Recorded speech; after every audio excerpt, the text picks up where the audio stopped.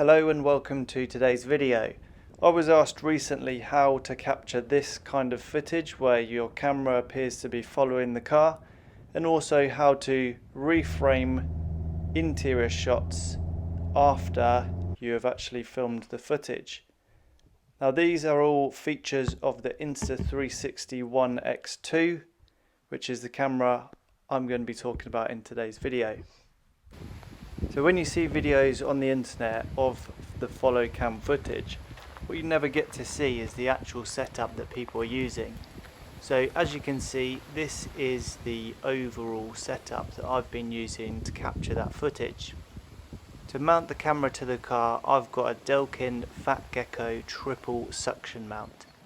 And then the camera itself is attached to the suction mount via the 1.2 meter selfie stick, which actually comes with the camera. As you can see, this is a 360 camera, so it's got two lenses, one on each side of the camera, and it actually automatically edits out that selfie stick, so you never actually see the selfie stick in any of the footage. Here is the same footage again. However, this time you can see both perspectives, the 360 camera and the footage from my iPhone. What you'll notice is in the bottom screen, when the 360 camera pans round and faces the car, you can no longer see the 1.2 meter selfie stick.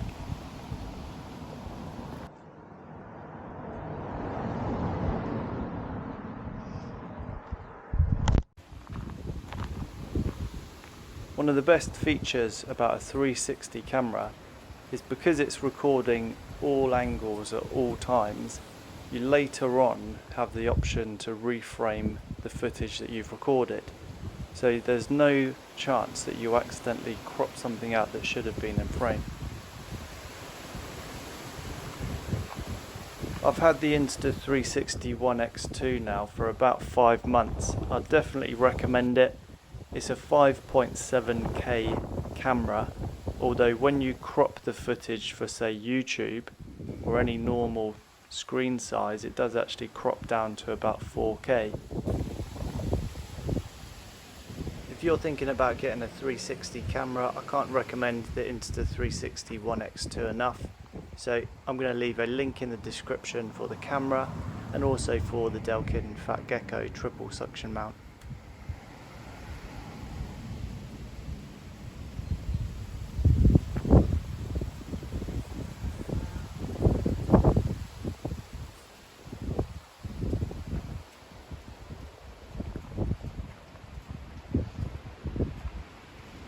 This circular screen is useful for making sure that the footage you captured is good quality, it's not overexposed or you've got the wrong settings. However, most of the functions are actually used through the Insta360 mobile phone app, which is very easy to use.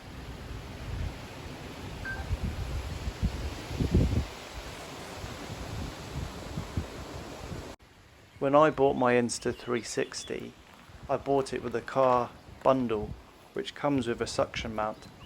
However, I found that it was only a single suction mount and I didn't feel confident with the selfie stick extended on the suction mount. It felt like there was enough leverage to actually pull the suction mount off the car. So I purchased this Delkin triple suction mount. It might be a little bit overkill, but it's definitely peace of mind. I've seen it on drag cars with over 1,000 horsepower, and I'm pretty confident it's not going to come off. So as you can see, even with the quick release unclipped, the suckers are still holding on strong. So sometimes you just need to slip a card underneath the sucker and it will actually release.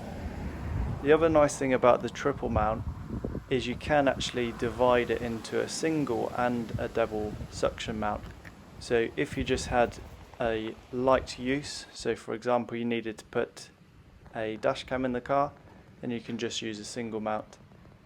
However, this is the suction mount that comes in the car pack from Insta360, and I use it for mainly interior use or very light use, such as for this microphone. Okay, so imagine that you've recorded your footage in 360 degrees. Now you're at home, upload the footage to your desktop app, which is what I'm using here, and then you can just click and drag to direct the camera into whatever position you wanted to record.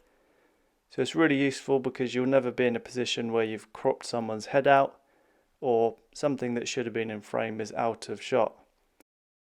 Something I find really useful with the 360 camera is once you've recorded that footage, you can actually take out more than one shot from the same footage. So as you can see, left and right we've got the same footage. However, when we pass through the tunnel, they're going to be facing in different directions. That's just an example, but I found it useful mainly for interior shots. When you're looking at, say, 2 passengers, you can just use the one camera. It's also a useful camera for creating panning shots outside the car with no additional people needed. So on your own you can actually create panning shots of the car passing by. You don't need someone stood at the side of the road directing the camera. Hope you found this video to be useful. Any questions you have, ping them into the comments and I'll try and get back to everyone.